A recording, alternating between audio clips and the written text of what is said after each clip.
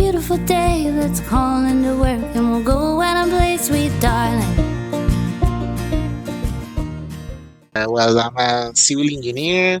Also, did some master in water resources research, and at the end, I did my PhD in the Netherlands in studying the interaction between vegetation and river flows.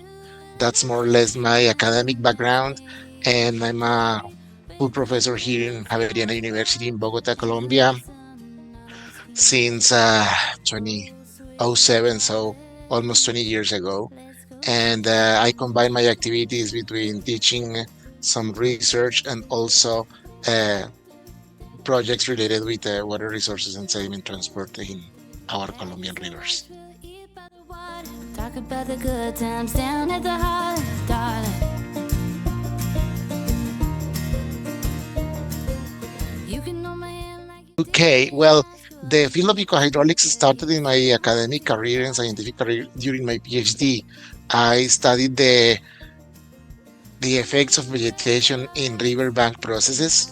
It was originally planned to be focused on meandering rivers, but at the end we did a more general approach, having the study of this vegetation influencing numerical models, but also in laboratory.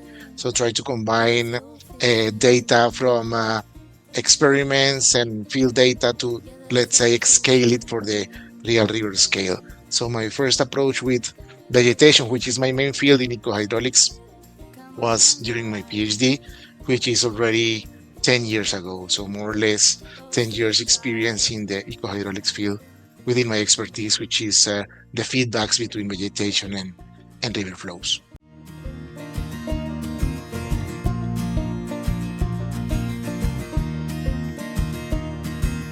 hey, my baby, it's a beautiful day. To pick up one, just a single paper to see that is my favorite one, but I would mainly add to the work of some researcher that, let's say, guide the original ideas of my PhD, which is Professor Angela Gornell in the UK.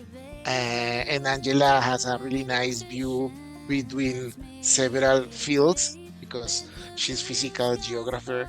So he gives a really nice touch of the interaction between vegetation and river flows, but also giving a good compromise in the biological settings, something that sometimes engineers lack of. But from her side, is a nice, or for me, what it was nice to see this interaction in a good proportion between biology, engineering, and also geographical scale. No, so for me that was, I would say, groundbreaking because for me it was really engineering side until that time. So the papers from Angela were always a good read for me during my PhD. So I will choose not a specific paper, but a researcher instead. Sun on our skin. Oh, sweet darling, let's go fishing. We are currently working in a very interesting project, and it's in the Canal del Dique, which is an artificial canal that was constructed in the 1800 years. And this channel connects the Magdalena River, which is our main river in Colombia, with the port of Cartagena. And what we are doing is trying to understand how is the influence of the projected hydraulic structures that are planned to be built there with the flows of the main channel, which is the Canal del Dique, but also with the swamps complex that we have on both margins, which is a really vast area of lowlands and really complex, let's say, shallow water ponds. And we are combining the experience of hydraulics and hydrology from the engineering side with biologists and environmental engineers, um, to try to define which are the main impacts and also the environmental issues that they can uh, let's say, deal in the future with these structures. The structures are huge because are a couple of locks that will control completely the flow and the sediment transport. So the impact will be huge. And what we are trying from our side is to give the academic and really scientific side of this to combine it with the engineering part of the building and all this. So for me, it's really interesting because it's something that has a national impact in Colombia, and let's say that point, it's very strong for our group and will help in getting more projects related with this because there are many pressures currently in Colombia in the environmental side. So this knowledge can be helpful in next steps or next projects that our group will face in the future. Come on, darling. Oh, sweet darling. In this sense, I think that every latitude in the world has a different need, right? And it's difficult to choose one, let's say, main topic that cover all. But from my side, it's very important to have the ecohydraulics field and culture, I would say, within the legislation. This is something that in Colombia we are very far from. And in the academic life, we have it. We always recommend the way that that should be addressed in, let's say, projects and all these. But the water boards can think in a different way. So there are still many projects that can be conducted without the ecohydraulics view.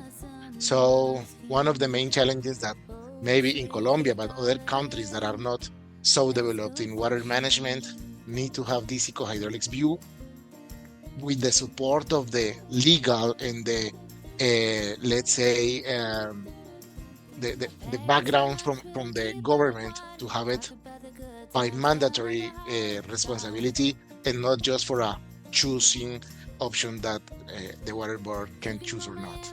So what I would say is that we need to have this in a current law establishment and not something as an academic field, which is happening in Colombia right now. You grab the rocks, and I'll get the bait. We'll do a little fishing. Well, what I would say here is that I'm also hoping for more, I would say, hoping for more collaboration between countries like mine that are not so involved in ecohydraulics, but also I would say that in South America we have an important lack of research in ecohydraulics. So what I would say is that things that are being done in the IHR and in the ecohydraulics technical committee are very important and are most wanted to be spread in those areas where the ecohydraulics is still not considered. So what I want to say here is that this is just a claim for collaboration with people and universities that have developed this in a more clear setup and collaboration between continents, countries, whatever, that can help us to have ecohydraulics within a normal practice and not just in a research approach.